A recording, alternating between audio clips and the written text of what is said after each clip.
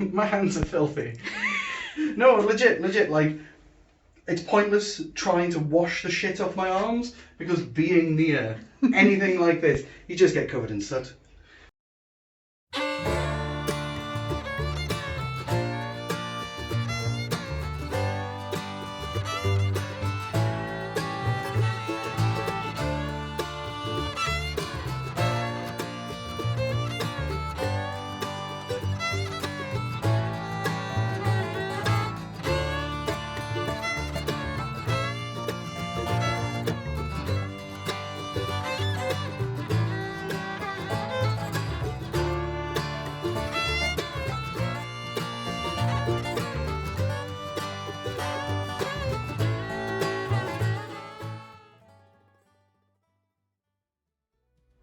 Hi guys, welcome back to the Danger Pit. So today I'm going to show you guys how I do a Central Texas style brisket here in the UK using British grass-fed Herefordshire beef. And while we're here, I'm going to share with you guys a few tips and tricks that I've learned over the years, or stolen over the years, to make sure that we still get some juicy, delicious brisket using a much leaner style of beef in the form of our British cows. So, what is this mysterious brisket I hear you all asking for? And let me show you. What we have here is a beautiful piece of Herefordshire Angus cross beef. Now, British cows, very different to a lot of American cows. Camera, come close and let's have a look and I'll show you what we're playing with. So, for the uninitiated, this is a brisket. So we've got the flat part of the muscle here, which is very lean, and this runs across the rib cage of the cow, and then we've got this point muscle here, which is a lot fattier. It's also a lot more juicy, a lot more unctuous. This is the best bit, without a doubt. Now, your flat runs this direction, and your point runs in this direction, so we have a very uneven piece of beef, which, when it's not cooked properly, is tough and unpleasant, but when we cook it properly, it makes delicious barbecue. Now, anybody familiar with brisket is probably already noticing this looks nothing like an American-style pack of brisket, and there are some pretty important differences between American cows and British cows. If, like me, you're not content with just seeing a pack of brisket, you want to know where it came from on the animal, you want to know how we get a brisket, then you need to check out the Brisket Primal. Now this is 1/8 of a piece of cow, and let's have a look at this and see where this comes from. Okay, so I thought it would be cool if I could quickly explain whereabouts on a cow our supper's coming from tonight. And I figured since I'm doing this, I might as well give just a very quick explanation of all of the other primal muscle groups that come off a cow when we're butchering it down. Okay, so first you've got the chuck. This is where you get your chuck eye rib roasts from, your boneless top blade steaks. Then we've got the ribs. These are where you get your ribeye steaks from. It's also where we get our rib roasts from. Then you've got the short loin. This is where you get your top steaks, your boneless T-bone steaks, your porterhouses. And then you've got the sirloin, which is obviously where you get your sirloins from. And we also get our beef tri-tip from here. Now, it's worth pointing out that, depending on your location, some butchers will consider the short loin and sirloin as a single primal. You see that a lot in the UK. In America, you see them separated out. Anyway, whatever, let's move on. Now you've got the round. Now you get lots of round roast from here. This is where a rump comes from, your tip steaks, your eye round roast. And next we've got the flank. Now you'll get a flank steak from here, but the majority of this, because it's so fatty, will just get used as ground beef. And then you've got the plate muscle, the same. A lot of this just gets used as chop. And then you've got the brisket. You also get the shank, which sometimes we hear called the clod in the UK. Amazing! Just like that, we're all expert butchers. Now, let's have a proper look at what I'm going to be cooking for supper tonight. So, this huge piece of beef which I've got in front of me starts with a short plate and it ends with the brisket. Now, where I've cut across here, this is the part that my butcher kept. What we're left with is the ribs part of the short plate and the full brisket. Now, while I've got this here, I can explain to you where the brisket lies in terms of here is the flat muscle, here is the point muscle, and this is where it would connect to the foreshank. The breastbone runs across here, and then what we've got here are the armpit muscles, effectively, and that's our brisket. That's what we're going to be cooking today. Let me just flip this over. Oh, it's 20 kilos.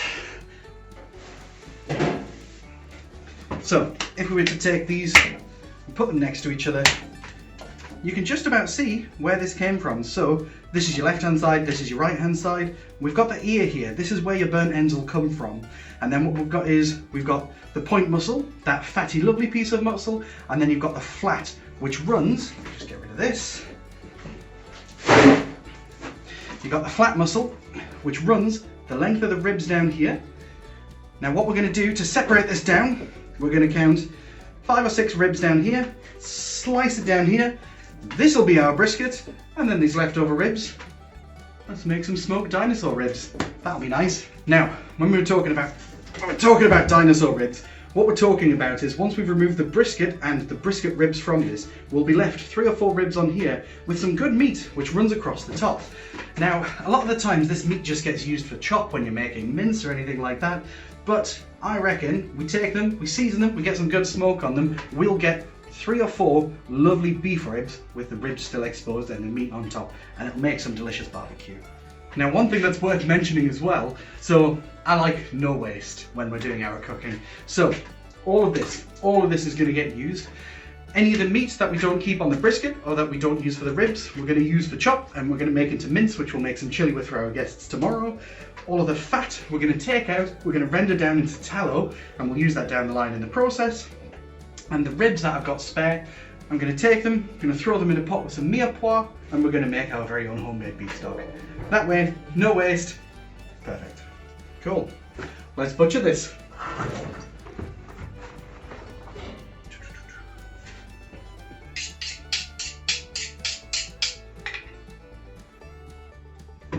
Okay, so what I've done is I've counted down 1, 2, 3, 4, 5, 6 ribs.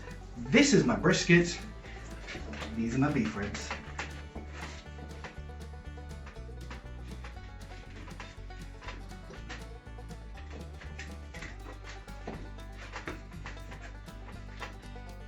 Surgical hatchets.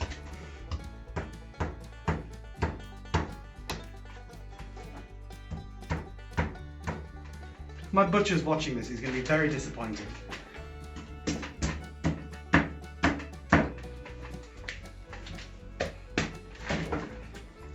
Cool, so we'll come back to this. Let's crack on with this. Now at this point what we're going to do is we're going to take a bit of time and separate these bones away from the carcass.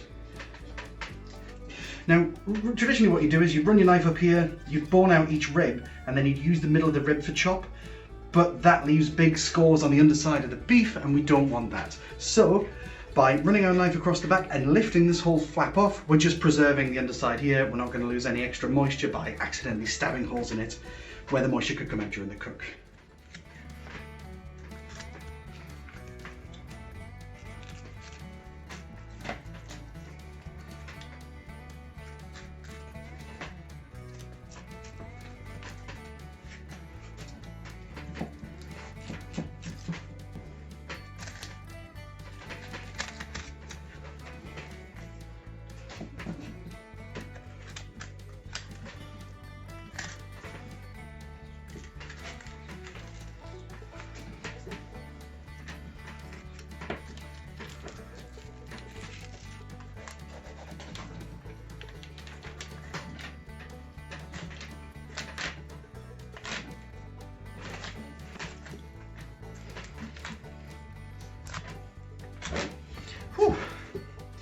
God.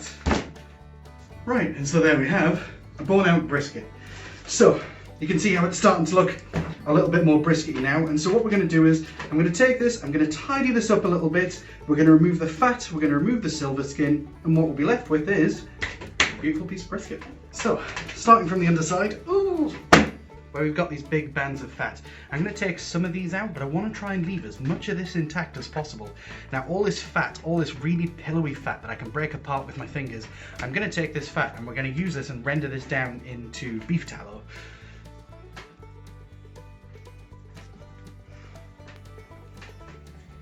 So I realised once I finished the cook that I hadn't actually recorded myself doing the beef tallow. So let me just quickly explain what I did.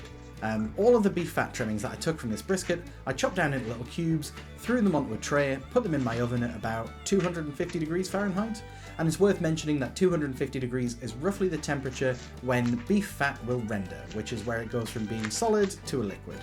Now, beef tallow is really useful, and you'll see down the video what I used it for, but the whole process of doing it was unbelievably unremarkable, so you're missing nothing anyway.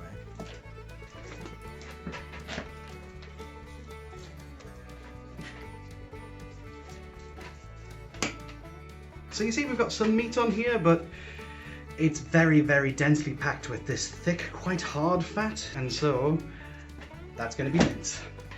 Okay, so we can tell by the shape now, we can kind of start to see our brisket coming together. So what I'm going to do is continue taking away this fat, which will expose my flat muscle, and then flipping it over, we'll tidy up this bit here, which will give us our point muscle, and then this brisket will be ready for the fire.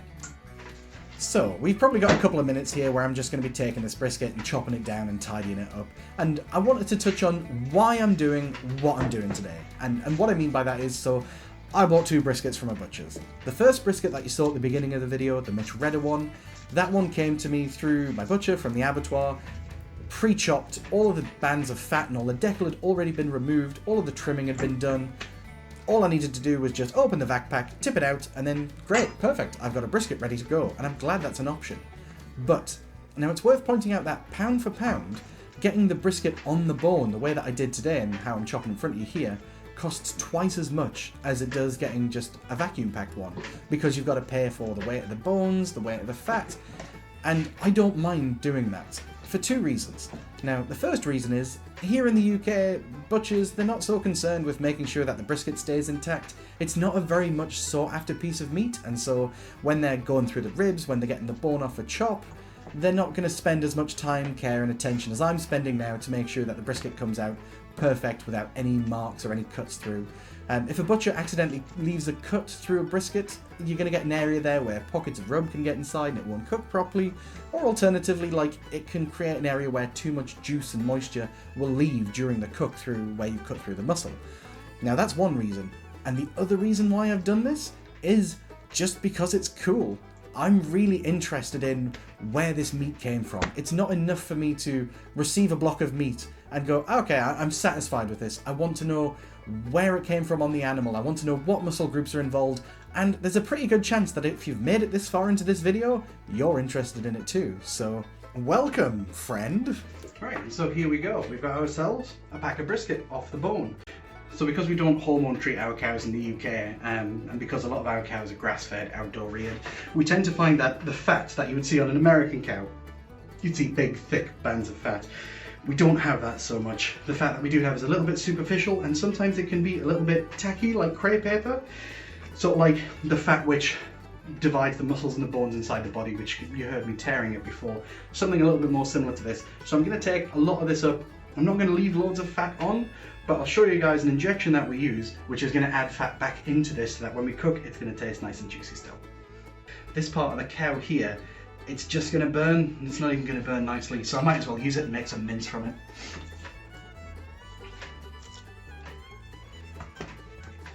So what I'm doing with my fingers here is I'm having a squeeze and trying to tell how thick the fat is and where I need to cut it back. I don't really want the fat any thicker than about a 1/4 inch, otherwise it won't render, it'll just go greasy and chewy. With that in mind, I'm trying not to be too aggressive when I'm cutting back the decal fat here. This band of fat will protect my burnt ends when they're cooking, and it'll keep the whole thing moist and together. On a normal American style pack of brisket, this fat band would cover the entirety here, but where it doesn't on this cow, I'm going to take basically all of this up. I'd rather have red exposed fresh meat get in contact with that smoke and making flavour than this sort of crepe paper like fat, which is just going to stop smoke penetration and it'll stop flavour developing. So we'll just take it all off, no problem.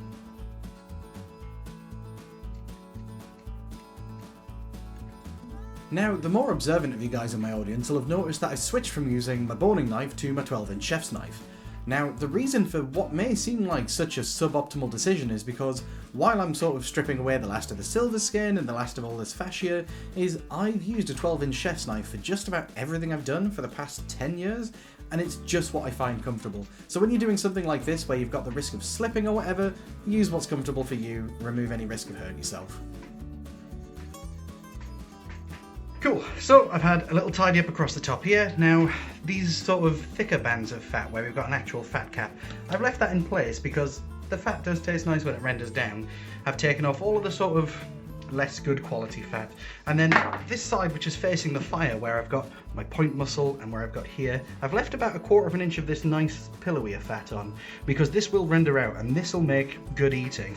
And this is the section that I'll have facing the fire, meaning that this beef isn't going to get overcooked. It's not going to be sort of like scorched or charred on this back end here. The majority of the heat will hit this part and render this fat down while just cooking this part slowly. So all we're going to do at this point is just shape it up a little bit. Now, one thing that I like to do, use this as a guide, because what I need to do is cut this down so it fits on my smoker. So I know that by resting this here, I probably need to cut this much off here to get this to fit inside my smoker. And then what I trim off here, I'll just use the chop.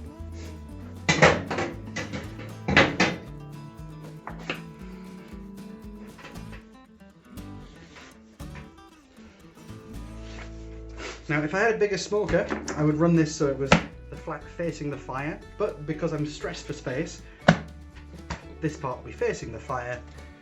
Now, it's a bit of a shame that we have lost such a good chunk of the lovely flat muscle, but it's this part. This is the point where we get the best cuts from, and this will get used. Add it to the pile. All I'm going to do at this point is just tidy up the underside. I'm going to round my edges off on both sides, creating a more aerodynamic shape for inside the smoker. There we go. By having no sharp edges, we're not going to have any sections that burn. It's going to be nice and aerodynamic, and the fire is going to run around it rather than just hitting a black surface and charring it down. Perfect. Brisket's ready for the fire. Cool, so both the briskets are trimmed. Let's have a crack at tidying up these beef ribs and see if we can't salvage something from these as well. All I'm going to do from this one, this is a bit of an experiment. This isn't the cut of beef ribs that you'd use if you were doing Jacob's Ladder style short ribs. This is just normally getting used for chop. Now you can see how much fat runs through here, but there's still enough meat on here for me to reckon, yeah, let's have a bash. Let's see if we can't cook something delicious out of this. So all I'm going to do is I'm just going to take off this top layer of fatty skin, this bottom layer of crud, and then we'll season it just like a brisket. We'll get it on the smoker.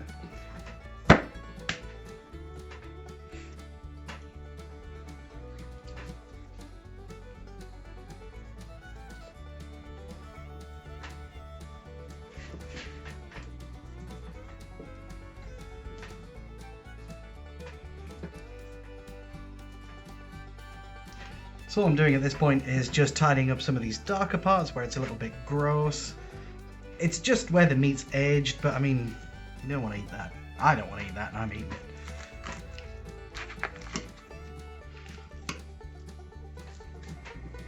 it. So because I was distracted, I completely failed to mention that this piece of beef that I'm pulling away from the plate here, this is a skirt steak. And now a skirt steak is one of those secret cuts of beef that your butcher knows about. It's this beautiful piece of very marbled meat that's surrounded by quite a thick layer of fat. And it takes quite a bit of work to get that fat away, and you don't get loads of meat from it at the end, but it's beautiful and tender. Yep, cool. That's about as tidy as that's going to get. Okay, so here we are. Now, we've taken the brisket, we've taken it off the bones. I've got my beef ribs still here on the bone. You can sort of see roughly where it was if you just imagine a big old plate of ribs underneath it. I mentioned that British beef a lot less fatty than American beef, and you can see how it's missing a fat cap here, it's missing a fat cap here, or it would have it if it was American beef. So what we're going to do is, where we're missing this fat that is extra on the surface, we're going to add in, using this nightmarish looking hypodermic, some beef stock. I know this looks like a beer, it's not, it's beef stock. And so what I'm going to do is, I'm just going to take my injector, load it up with beef stock, and then I'm just going to go across the surface of the beef, injecting each muscle, re-inflating it with this fat-based beef stock, so that when it cooks and it expresses out all the moisture, the fat inside the stock is going to remain inside the beef, so that when it's finished, we're going to have lovely juicy slices at the end of the day. I don't know what we're going to get from this. Hopefully this cooks. This will be a mystery. We'll see. We'll see how we get on. Cool.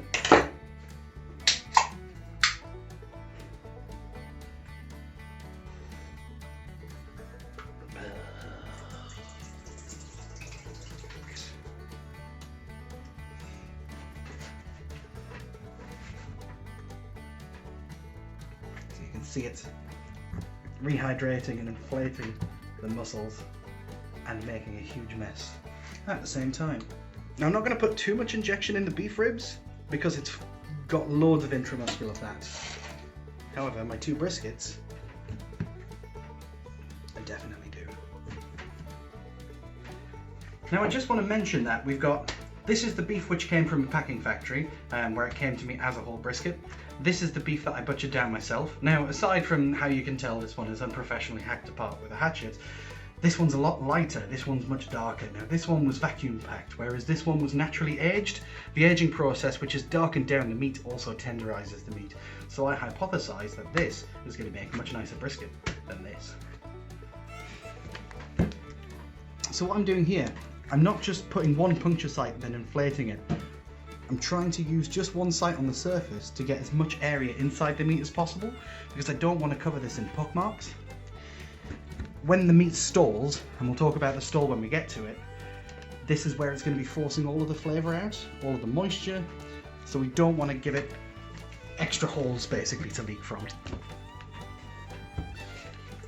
So you see a lot of nitrates and improvers used in injections, especially in American competition barbecue, but that's really not the kind of food that I want to be cooking and serving to my friends. So the beef stock that I'm using today is just beef stock. It's like a bone-based beef stock, and so the gelatin will be what will add more of that fatty unctuousness when we come to actually eating it. Now I want to take special care that I get across this ridge here, because this ear, which I've cut back a little bit but that still protrudes, is where we're going to get our burnt ends from. We're going to get burnt ends from here and from across here, but these ones are going to be taking the brunt of the smoke, and they'll properly burn. Adding extra moisture in will stop that from happening.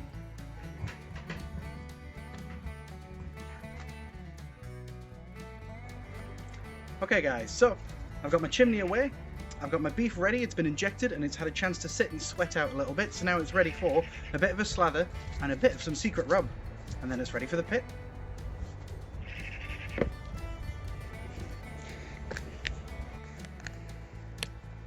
So all I'm doing here is using a little bit of French's mustard as a binder. So when I've finished rubbing the mustard into the beef and I sprinkle my rub on top, the rub will stick to the mustard so that when the beef goes in the smoker and it starts to get hot, starts to dehydrate, the seasoning that I'm rubbing on the top won't end up sweating off the beef. As it starts to cook and smoke down, that seasoning, the mustard and the natural smoke flavours will come together and it'll start to build a bark on the outside of the beef. Now the 2 main elements that make this a Central Texas style brisket are the wood that I'm using, which I'll talk about in a second, and this rub which I've made. Now traditionally Central Texas rub is going to be equal parts salt and black pepper. Now, I like it a little heavier on the pepper, so this is 1 part salt, 6 part pepper, and I quite like it a bit spicy as well, so I've put some paprika and some cayenne into this as well. Now, just before we crack on with the rest of this video, I wanted to talk to you guys really quick about rubs. So, when I've recorded my other videos, I've had some of my friends coming and asking me why I stand like an idiot in my kitchen and grind my own black pepper, and there's a handful of reasons for this, and they're all pretty important. So, the first one, I never buy anybody else's pre-made rubs. I always make my own because I'm a cook, I take pride in what I do, and there's a great joy that comes from experimenting. Second of all, freshly cracked black pepper has a beautiful floral aroma, really strong, really spicy, and the smoke doesn't offset that smell, it translates into the meat. You can really tell when you've used fresh black pepper on something on barbecue, it's completely worth it. And lastly, supermarkets in the UK only really carry 2 different grades of pepper. You've either got finely ground, in which case it tends to go cakey and you don't really get proper bark forming, or you have coarsely ground, which is too far the other side, so when the meat's sweating when it's cooking or when you're spritzing, you're knocking the pepper off and then you don't have that flavour on the beef when it finishes and your bark doesn't form properly.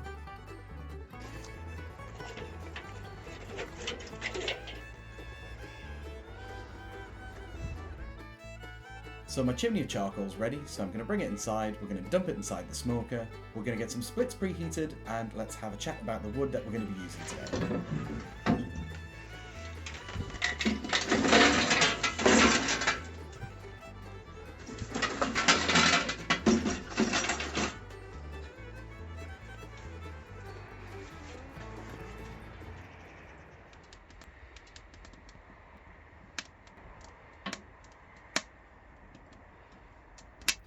Right, so my smoker's preheating. It's getting a little bit nippy out here now, and it's getting a little bit late. We've probably only got about an hour or so of sunlight left.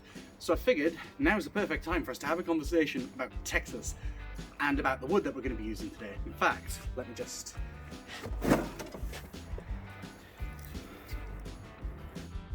Look, there's a little ladybird on this piece. Oh, get off. So Texas is absolutely massive. It's 7 times the size of the UK, and it's only got around about half the population. And so what that means is that you've got these little pockets of cultures spread across the entire state, all of them with their own native trees which grow locally to them, and your native trees are what you use for your barbecue. Historically, that's just how it works. Now, Central Texas barbecue, which is what we're trying to emulate today, uses post oak. Now, post oak is just oak, which grows long and thin, and they use it for posts, hence the name post oak. But that's not really the only wood that you're going to see across Texas. We're talking applewood, hickory, pecan, pear, cherry, mesquite, all these different species of wood which grow across the country. So because we're not in Texas, we don't really have post oak to play with, but we've got the next best thing, which grows here in the UK. Now, my friends at Smoky Oak Barbecue do this English white oak. Now, I don't know how this compares to American post oak until I go over to America and cook with the wood and taste barbecue made with it. I'll never know. But it stands to reason that both species of white oak, so I'm assuming it's going to taste about the same. It's certainly what I'm going to be using today anyway. So when we're talking about the flavour that oak smoke imparts in food, oak is very much like the bait wood. You see it used everywhere, you see it used across Europe, you see it used here in the UK. It's fairly readily available, it smokes nicely, it produces a nice mellow tasty smoke. I reckon we're going to get some nice brisket out of this. So let's just do a quick vibe check and make sure that this wood's ready and it's what I'm expecting. So this hellish looking contraption, this taser looking thing, is a wood moisture tester. And so I'm wanting my wood to be around about 10 to 20% moisture. That way it's going to burn quickly, it's going to cook efficiently, but it's still got enough life left in it that it's going to produce some exciting flavours in the smoke. Anyway, let's have a quick look. Yeah, that's about where I want it to be. Cool, let's get to cooking. Aww.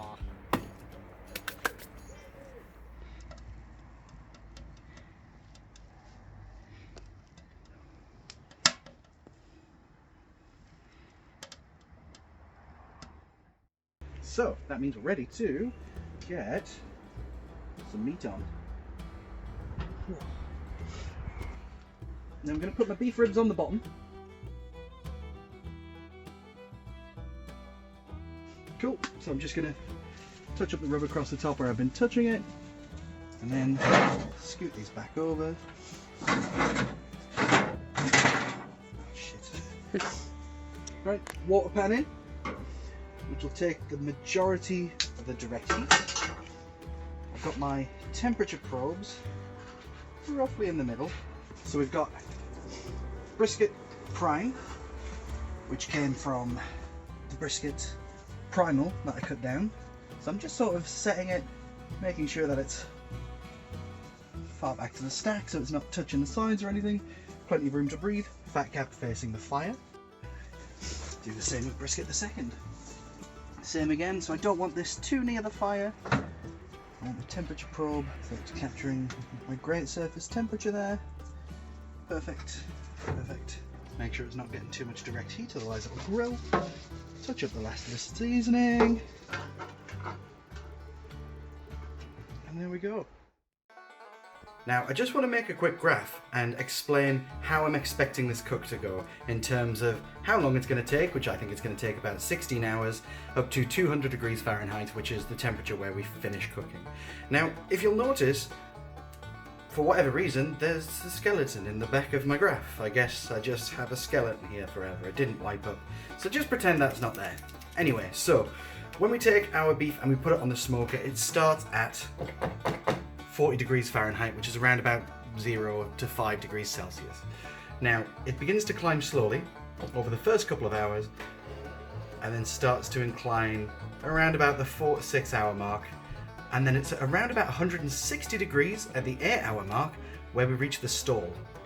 Now, the stall is where the beef is expressing out all of the moisture when it reaches a critical temperature as the muscles start to constrict.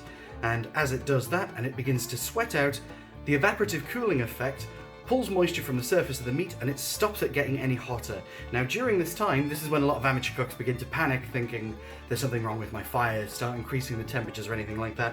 Now, when we do hit this, the stall, all we do is we just stop, relax, keep our fires running smooth, and at this point where we're not increasing in temperature, we're building bark. And so keep it running through this time, and then stall can last 2 hours, 3-4 hours, depending on your fat content. I've had stalls which have lasted 6 or 7 hours. Anyway, so once we pass through the stall, we'll reach a point where it's pushed out all the moisture it's going to push out, and the fat begins to render at that point, and our temperature will increase until at the 16th hour we hit 200 degrees Fahrenheit. It's basically coincidence that as soon as we finish the stall, that is the perfect time to wrap generally, when we've had the right amount of darkness, the right amount of smoke, but we don't want it to dry out, and we want to keep the fat inside the brisket. So it's 10 o'clock. This is the part of the evening where you guilt your friends into stripping meat from a carcass, while you sit yourself stripping meat from some ribs. So just to explain what I'm doing here, so while keeping an eye on, oh you can't see it because it's dark, whilst keeping an eye on this fire, I'm going to separate the fat and the meat away. The meat we're going to chop into chop and make into a chili. The fat we're going to stick in this pan, we're going to render it down and have beef tallow. Good luck. So we're about 1 hour into the cook. Now I've been fighting to keep my fires cool enough. But let's have a look how we're looking, if you just want to come a bit closer. So you can see this part which is facing the fire. This is already starting to blacken down now here, and less seriously here towards the back end. But you can see we're still getting a lot of evaporation off. So what I'm going to do is a little bit of spritz to cool in both bits. Not loads, don't want to wash off any bark foaming. And then some tin foil. Because we're a bit pressed for space, rather than moving the brisket, a little heat shield, which will deflect away the majority of the excess heat. Top on the water pan.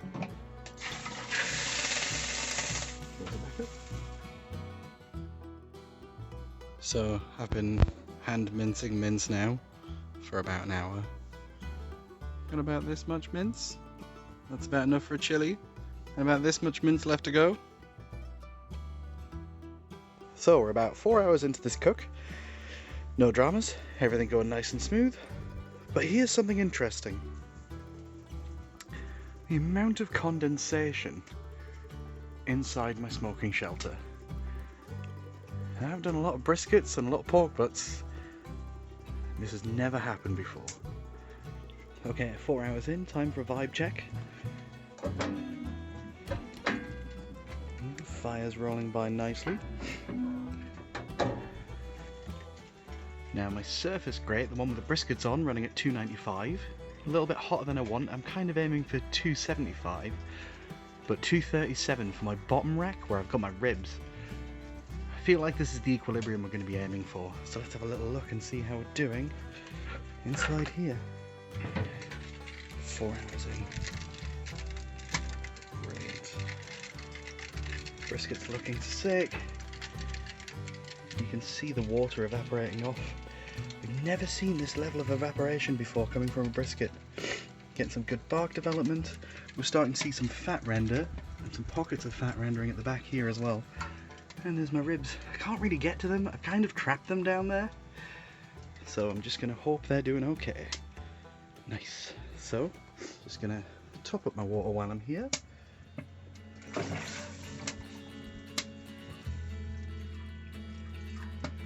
Nice. And I'm going to use my spritz, which is just water and apple cider vinegar, just to cool down the parts that are getting a little bit extra too smoky. Just the tips and the edges. And a little bit for my ribs if I can. I can't reach them. Okay, cool. Alright. That was 4 hours. 6 hours in. Let's have a look.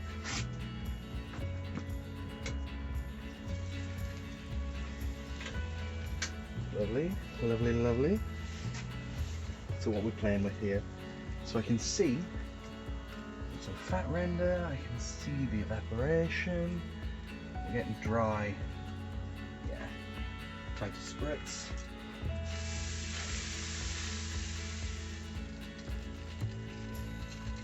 Now this spritz, I don't know if I've already mentioned, all this spritz is going to do is just cool down the surface of the brisket, so that as the heat's penetrating from the fire, we're not racing too quickly and getting too hot too fast. Now where I'm getting a bit of a build-up of moisture here, I'm just going to tip it. Just going to tip my brisket. Tip this one too. Oh, that's hot. Amazing. Drop the water pan. Right, see you later.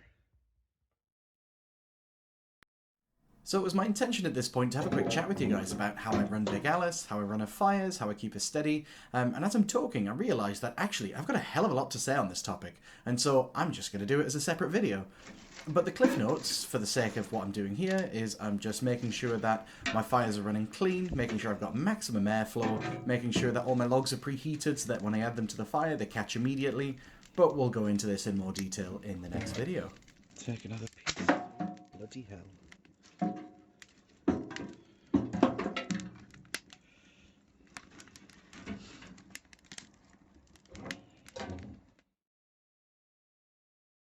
Right, so we're about 7 hours in. Nice. We get some good bark. Let's see if we can't get some close-ups here. Yep. You can see the fat rendering. I say that every time, but it's mostly all we can see. Beef ribs down there, in like a meat prison. Spritz them.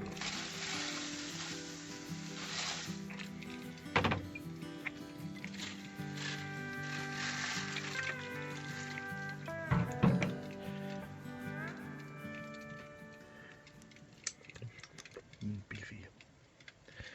Nice. Okay guys, so it's about 5:30 in the morning and the food's been on there for about 8.5, 9 hours. Now it's time for some decisive action. So what I'm going to do is I'm going to open this up.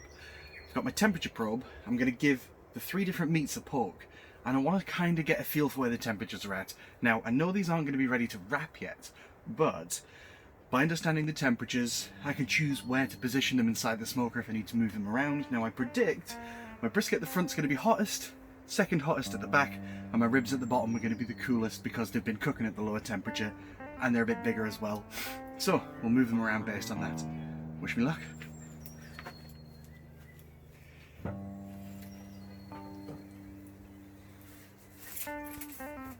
We might be getting near to wrap actually.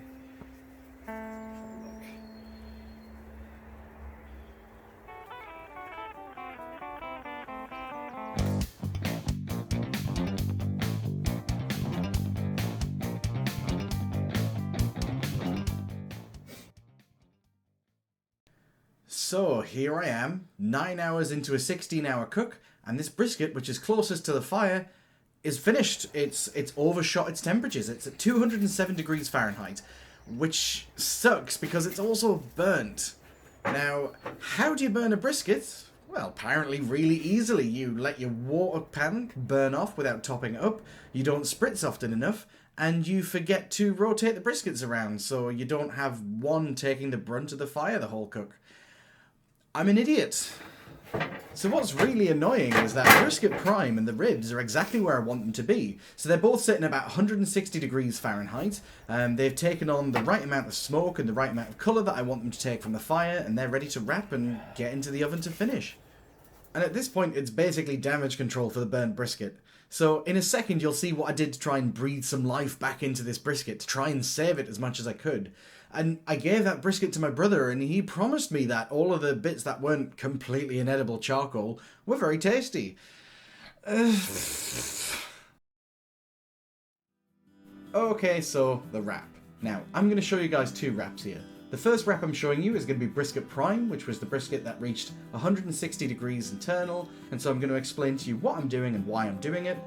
And then afterwards, I'm going to show you guys what I did with the burnt brisket, just to try and recover the bark, try and put some moisture back into it, and try and get some tasty barbecue from this hot mess. So the idea behind wrapping is, we've taken our brisket on the fire, we've smoked it, and we've taken it as far as I really want to go in terms of intensity of smoke.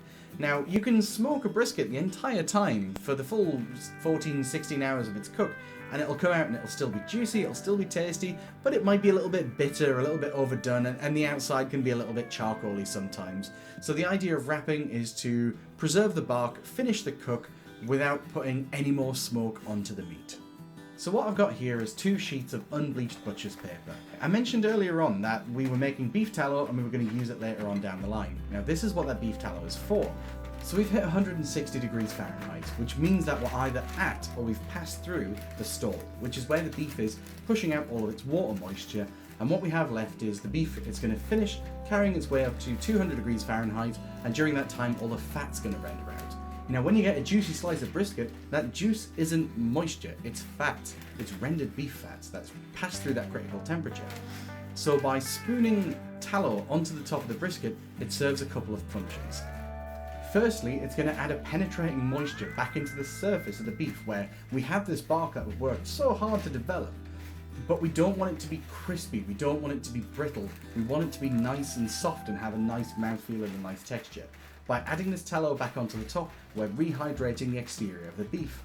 Now the butcher's paper creates a partially permeable membrane, which allows any excess moisture still left over from the stall to pass through the paper without getting trapped inside and steaming the brisket, which is what would happen if we wrapped it in tinfoil or something like that. And making sure that I don't leave any voids where steam can build up and generate, because that steam would start to break down or wash away the bark. And so in terms of brisket prime and in terms of the beef ribs, this is all I did with them. So I doused them in beef tallow, wrapped them in butcher's paper, threw them in an oven which I preheated to about 250 degrees Fahrenheit to just finish off cooking. I'm not going to put them back on the pit and waste extra wood when they're not going to take any more smoke flavour. It's just a waste of fuel at that point. So in terms of damage control with a burnt brisket, it's not really the end of the world. Now, I've had a stab with my temperature probe and it feels like butter on the inside, and I know it's juicy and it smells fine, but you can see when I'm spooning the beef tallow over the top just how much of it's getting immediately absorbed back into that bark where it's overcooked, compared to the previous brisket where you could see it running off and pooling around the side. So you can see just how thirsty this brisket is for some extra moisture. Now all I'm doing at this point is dousing it in tallow, getting it wrapped super tight, just like I did the other brisket, but because I'm already at the temperatures that I'm at, I want this to cool down pretty quickly. The quicker I get this cool, the more moisture is going to retain inside. So I wrap this in butcher's paper, I also then wrap it in cling film, and I then leave it out on my counter for its internal temperatures to come down to around about 100 degrees Fahrenheit or so, there or thereabouts, at which point I transferred it into the fridge. Now this quick cooling process will stop any evaporation happening, it'll stop any steaming, and hopefully it'll lock in the moisture. And by hopefully I mean that's exactly what it did. Right, so we can see things went a little bit wrong. I'm going to use my brisket that was furthest away from the fire and the ribs as an example of how it kind of went right, but faster than I expected. So, started at the bottom. I think we had a slightly faster gradient. We passed through the stall fairly quickly. I think that might be due to the efficiency of the smoker. And then we finished around about 12 and a half, 13 hours, which is earlier than I thought it was going to take. Great, cool. Now this is all low and slow barbecue. I think what I've accidentally done is I've hot and fast cooked the brisket that was nearest the fire. So basically what we've done is we've gone bang. So we've cooked so quickly that there was never a point where we were stalling, there was never a time where we were pushing that moisture out, and we've just shot right through everything, come out, overshot temperatures because I wasn't paying attention. Oh well. Lesson learned for next time.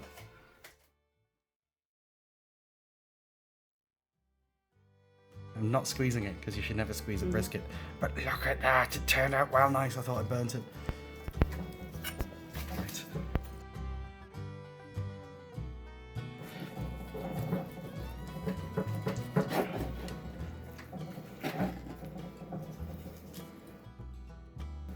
Nice. Nice. Now what I wanted to do here was get some more footage of us taking the brisket out of the paper, talking about the different parts and stuff, but here's the kicker about being a backyard barbecuer. I'm cooking for my friends outside and they are hungry. And as well as that, I've got some pals who couldn't join us for today due to lockdown, and so we're putting some packed lunches together for them and shipping them out. So we're on a schedule here, and I want to eat because it's been a long couple of days and I've worked hard for this. Something I'm thankful of though, now I let that water pan burn off towards the end of the cook, so I didn't have any moisture in my cook chamber for the last hour or so. I thought the bark was going to come out too crispy and overdone, but actually, it's okay. It's a little bit dry, but it's still good. So here we are, finally, 36 hours later, and I get a chance to stand in my garden and have some brisket with my pals. And it has been a long day, and my plan here was to sort of like narrate what I was going to be doing as I'm cutting through the brisket and stuff, but actually, because I'm so tired and a little bit delirious, I'm just kind of waffling. So instead of me talking, I just kind of want to share a few quick thoughts with you guys on briskets. Now I'm aware I'm doing a pretty bad job of preserving this bark on this brisket. Perhaps a serrated bread knife's not the right knife to use in this instance. I literally have my carving knife in my knife roll right next to me. I just didn't think to use it. Anyway. So yeah, I mean, this brisket turned out absolutely beautifully. It was delicious. I took it out of the oven when it reached 200 degrees Fahrenheit around about 10 in the morning. It's about 6 o'clock in the evening at this point now. And so it's been resting in my oven at 160 degrees Fahrenheit for around about 8 hours, so it's had loads of time to settle, which is why it's still so juicy and it's not steaming on my chopping board, and that's exactly what I want from my brisket. So yeah, this brisket turned out really nice. I was really pleased. You can see from all the moisture on the chopping board that it still had loads and loads of juice inside. That beef broth that we injected it with definitely helped add loads of moisture while it was cooking. Now, the oakiness is really strong in this, the smokiness is just right here. 9 hours was the right amount of time before I pulled it. The salt and pepper work really nicely. The chili adds a little bit of an extra kick. It turned out really well. So briskets. Now, I sat and worked it out, and the 2 briskets that I cooked on the smoker today were my 11th and 12th brisket. And for your average backyard cook, that's a lot of briskets. And every time I do one, I make a mistake. I learn from it. I make a new mistake. I learn from it. The mistake that I made on this cook was not rotating my briskets around, not keeping an eye on my water pan, and I know I'll never make that mistake again, which is great.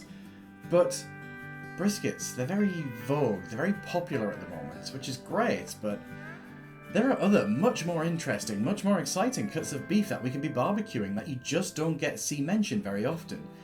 So these beef ribs. Now, to say that it was just an offcut that I dropped in the bottom of my smoker and forgot about, thinking, you know, whatever, we'll see if we get something nice from them. The extra fat that ran through them, and the depth of flavour that came from them. My days, they were really something else.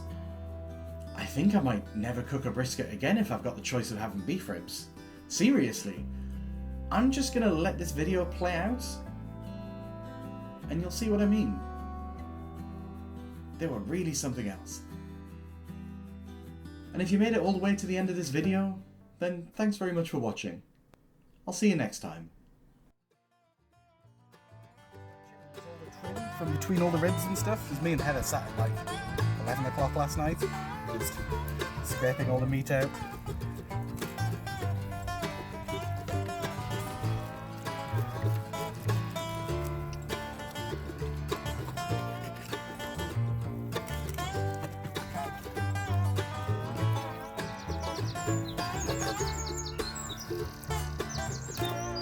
That was wild.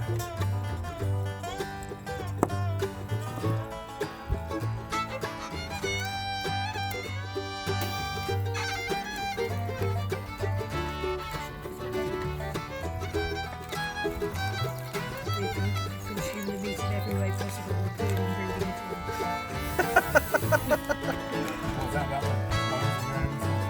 Yeah, exactly. We're going to make some fantastic swords from this. This is absolutely just falling apart. Oh well.